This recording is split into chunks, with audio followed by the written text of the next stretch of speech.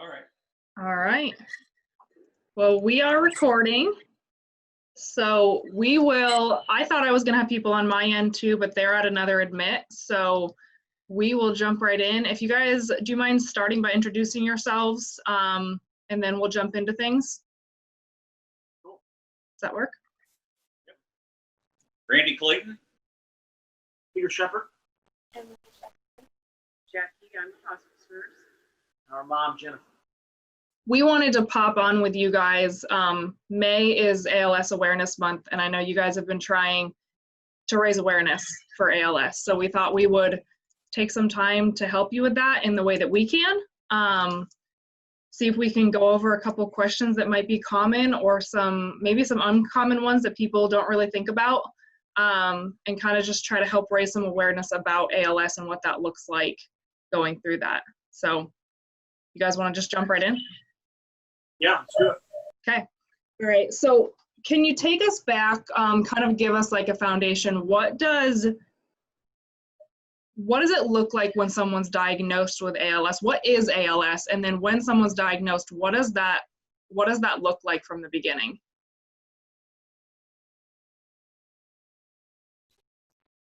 Well, the first thing When that I I was noticed. diagnosed in 2017, I already knew what the diagnosis was probably going to be.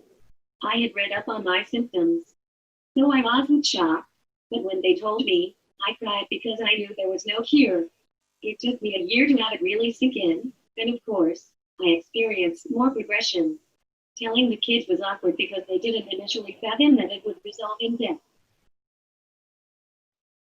So was there, I guess from that point, probably there was a decent amount of research and studying that went into really learning it so that the family as a whole understood what it meant. Is that fair? Absolutely. Yeah. Researching what is available to you to support you throughout the progression is important. Do it while you are able. If you are working, which I was, you should get connected with vocational rehab. Make sure you meet with someone who is knowledgeable about ALS. I initially met with a disability lawyer, and she went over what I was entitled to and gave me resources. Once we got connected to the ALS clinic through Indiana University Health, the social worker will be key to connecting you with all kinds of help. On the other hand, research the disease in general so you know what is going to happen to you. Yeah, I think for all of us, research is pretty important. I mean, even now, throughout the process, we're constantly having to learn as we go. And Mom was pretty good about researching a lot of things before it really got serious, to the point where Mom was unable to really do most of the work. So during that time, she was still working as an assistant principal. She was doing all the research that ultimately made the initial transition to stay home more a lot easier for us, because we had a lot of people coming into our home, modifying our home so we can just the daily activities of living a little easier. So Mom's point in summary was to spend a lot of time researching not only the disease, but then options outside of that, and resources that someone with ALS would need. Yeah. And so, Jackie, I think you were going to speak to this a little bit, and we can do it now or later, but is it fair to say that ALS progresses differently in different patients? So I would imagine there's some sense of you research and plan, but then you have to continue researching because it changes fairly quickly, doesn't it? It does present differently for different patients. Jennifer is my second ALS patient that I have had, and I thought I would speak just briefly to kind of how ALS affects the body, in that it affects the motor neurons, which control our voluntary muscles. And the causes of ALS are either genetic or they're environmental, with environmental being 90% of the cases of ALS with an unknown cause. Typically, what we see first is stiffness, twitching, and weakness due to muscles decreasing in size. Eventually, there's a loss of ability to walk, use of the hands, ability to speak, ability to swallow, and a decreased ability to breathe, which typically requires a non-invasive ventilator machine to assist with that. There's also emotional lability, which is uncontrolled or unexpected crying or laughing. And this is experienced by about half of ALS patients. And then pain is experienced by most people with ALS. And this can present as neuropathic pain because of the nerve damage, spasticity, muscle cramps, and nociceptive pain due to a reduced mobility and muscle weakness. Examples of this would be fractures, neck, back, shoulder pain, and pressure ulcers. The difference between my prior patient and Jennifer was that my prior patient retained her ability to speak longer into the disease progression that Jennifer has. Jennifer has only needed her Trilogy machine, which is the non-invasive ventilator, during the nighttime, whereas my other patient needed it during the nighttime and most of the daytime hours. She was off of it for very little amounts of time. And then lastly, Jennifer has not experienced the pain and the numbness and the muscle cramps that my prior patient did. My prior patient also developed a topical skin condition that was very challenging to treat.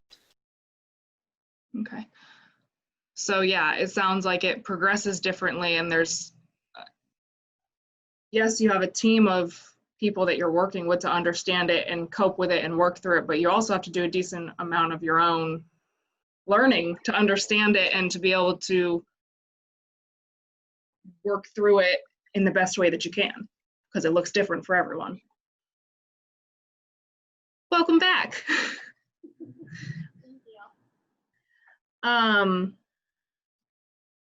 I know, Jennifer, you mentioned you wanted to talk or touch on the emotional toll that it takes on the family, and maybe the family wants to touch on that too. You guys have been involved since the start. What does that look like, and how have you worked through that, I guess? And maybe that's been different for all of you, between Jennifer and the family and how everyone's worked through it, but what has been helpful through the process for you guys?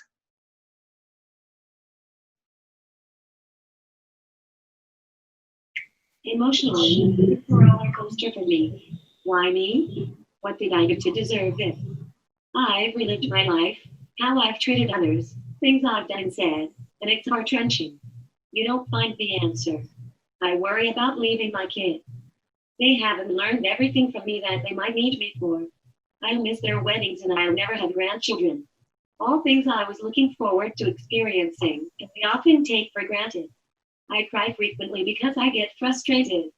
Frustrated that I can't do anything around the house, can't go to the restroom by myself, can't blow my nose, can't cook, drive, shower. Well, you get the picture. I have pseudobulbar affect also. Most ALS patients get it. It's when you have extreme bouts of laughter or crying and you can't control it or stop. I now take medicine, which is a big help. Unfortunately, because I sit all day, I think too much. I have no control over anything. That's hard, emotionally, for someone like me who has an independent, strong leader for most of my life. So, emotionally, this disease keeps hitting you. Do you guys, Emily, Randy, Peter, do you guys have anything you want to add to that? I met Jennifer in 2015, and we had a great beginning to our relationship, and things were really going strong. We were looking forward to getting old together and retiring together and traveling together. And now I'm just here for her every day. Yeah, ALS is an emotional thing in general, not only emotional for us, but emotional for family and friends. I think we all kind of just take it one day at a time. I know that's often said, But, we try to find the things in each day that we can kind of attach ourselves to, whether it be tasks or laughing together, watching movies, reading together, doing house projects. We try to find things in the day that bring us a source of joy. Sure. Anything you want to add, Emily? No. Yeah, so it sounds like, and again, emotions are different for everyone, especially with something like this, but it sounds like trying to find a sense of normalcy in the ways that you can and still enjoying the things that you enjoy together, even though it looks different maybe and is probably harder, but just continuing those things as you can to enjoy the time that you have.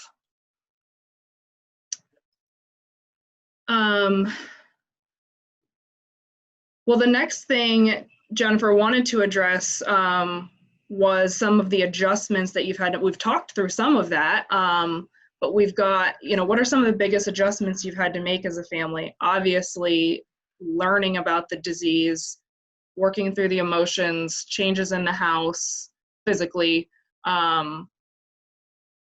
Is there anything else big that jumps out at you that you've had to really adjust to that you weren't expecting, or maybe you were expecting, but maybe other people wouldn't be expecting?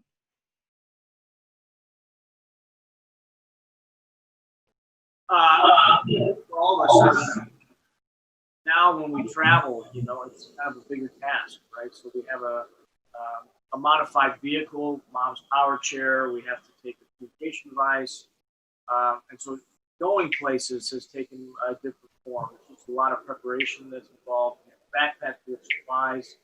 If mom needs to use the restroom, or if she's got a stuffy nose, we've got supplies in this backpack. So I know for me, one of the biggest challenges that we've kind of had to deal with was just what does travel look like, and what does traveling for long periods of time look like while mom is seated in the power chair. So the power chair may not be the most comfortable thing. And so, throughout the time that mom's in the chair, when that's prolonged for a certain amount of time, it becomes more uncomfortable, as maybe it would be for anybody. Okay. That was even a case before she got to the power chair, when she was just starting to become a little wobbly with her control of things. She had a couple of falls, resulted in some fairly serious injuries that kind of set things back. But you had to ask venue people, is there a special restroom you can set up for just us to use? Or we went to a basketball sectional one time together, and luckily they let us use the faculty restrooms that were off limits to everybody else, so that we had a place. It's just, there's a lot of adjustments. Sounds like a lot of it comes down to planning. Like, you really have to think through what you're gonna do. It's not just as easy as, okay, let's go do this, or let's just go on vacation, or just travel down there, or go across town. It sounds like there's quite a lot of planning that goes into just about anything you want to do now that involves leaving the home. You have to be aware of what's around you when you get there, because you have to be able to adapt to the situation that presents itself wherever you happen to end up at. Sure, right. To go off that, to that point, there may be times when we're in a restaurant and the tables are situated a certain way where the power chair can't fit through, or there need to be modifications so we're able to hear mom. We go to the back of the section as opposed to in the middle of the section, so mom communicates. Okay.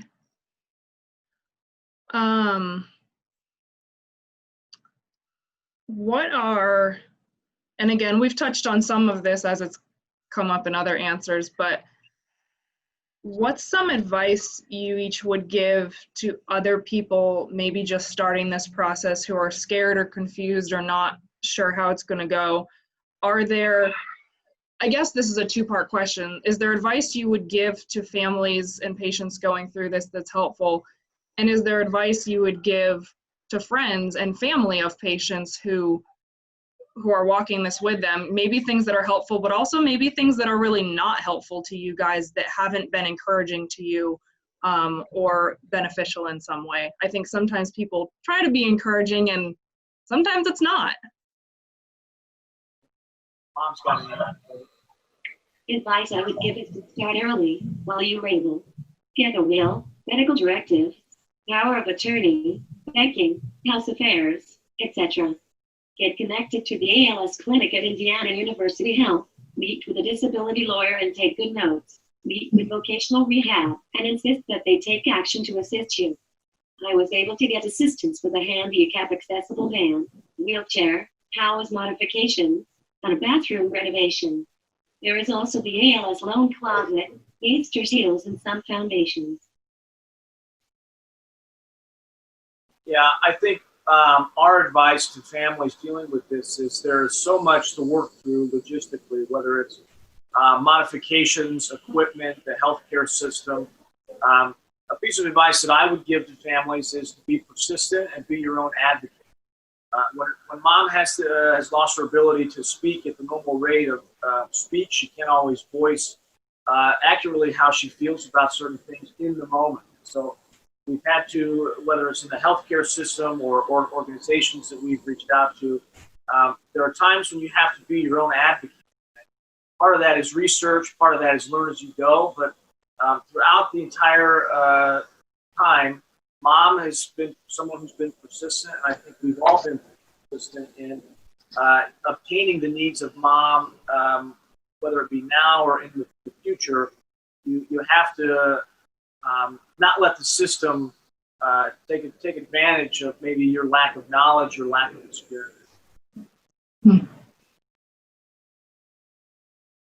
My advice is to value every moment because you don't know when it's going to be the last moment. Mm-hmm. You may not ever, the moment you have today may never happen again. So I always try to make sure I take the time to kiss her on the forehead, tell her I love her, before I go to bed because you don't know. Yeah. And that's true in any part of life. You never know. True. So one thing that I've learned a lot from this is to value each and every moment. Making memories is the most important thing. Sounds like you guys have put a lot of focus on that too. We've flown through these questions quicker than I thought we would.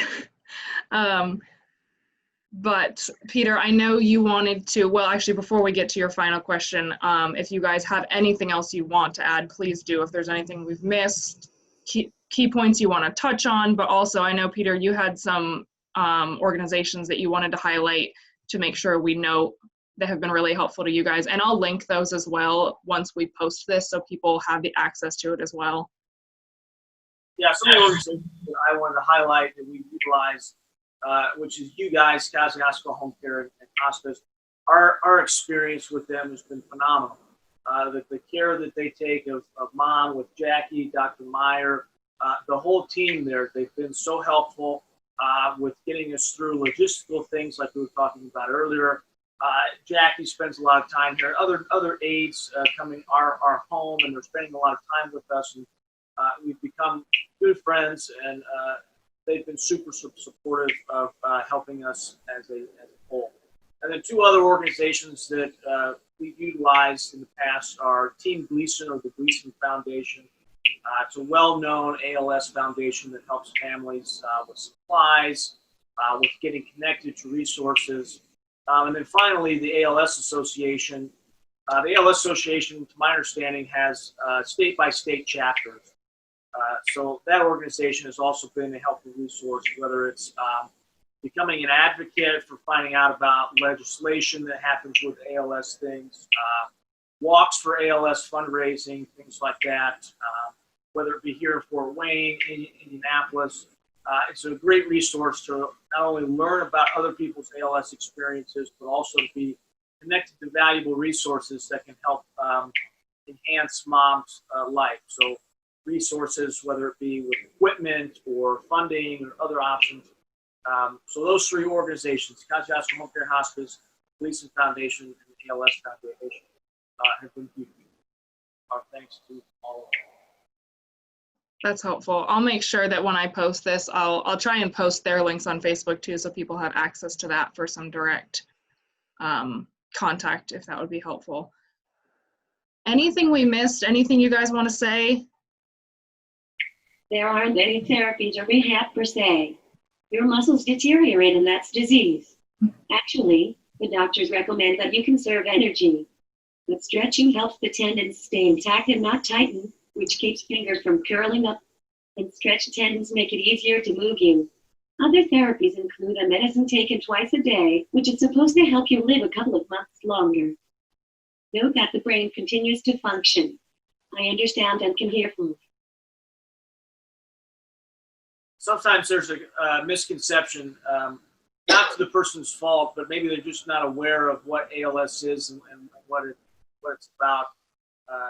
So the back end of that was that mom is fully aware of what's happening. She's still mom. She just can't physically do the things that she used to do. So this communication device that mom uses, we had help from the Gleason Foundation with sort of getting this device. So this has been the primary source of how mom communicates. She can text, call, emails, surf Facebook, things like that help mom communicate in situations. So she's able to continue to direct at the wagon wheel, the community theater. She's able to go to board meetings. She's able to tell Jackie what her needs are or what things have changed. And then also just kind of remain mom, you know, she's very funny sometimes. And so, you know, we're able to still communicate. So she can still like tell you guys not to do things through that. Well, I think that's a good point. I wish actually we would have brought that up earlier and talked a little more about it. I think that's a good point to note is Jennifer's still Jennifer. She's still, you know, you still know what people are saying and what's going on, and cognitively you're still completely aware of your body and what's going on. So I think that's important for people to know. I think sometimes there's just a lack of understanding about ALS and really what it does and how it affects people. So thank you for adding that. I'm glad you added that in. Anything else that we missed that would be important to touch on before we go? I mean, feel free to support Team Gleason Foundation or the ALS Foundation. They help millions of families across the U.S. With funding. So that's a really important thing that we wanted to get out. That's why we're doing this video here. We've been on Mom's Facebook page sharing some things, a little bit of insights into kind of our daily life, what things matter to Mom and us. And so I guess kind of our last pitch here would be to check out those organizations and maybe how you can support or get involved. Sure, yeah. All right. Well, thank you guys, Peter, Emily, Randy, Jennifer, Jackie. I appreciate you guys taking the time to get on, helping me organize all this and jump on here for a bit to help raise awareness. But I'll make sure you know once it's posted, and so you guys can share it if you want to. But I appreciate your time and help to put this on. Thank you. Thanks. Appreciate it. Thanks, guys. Nice to see you all.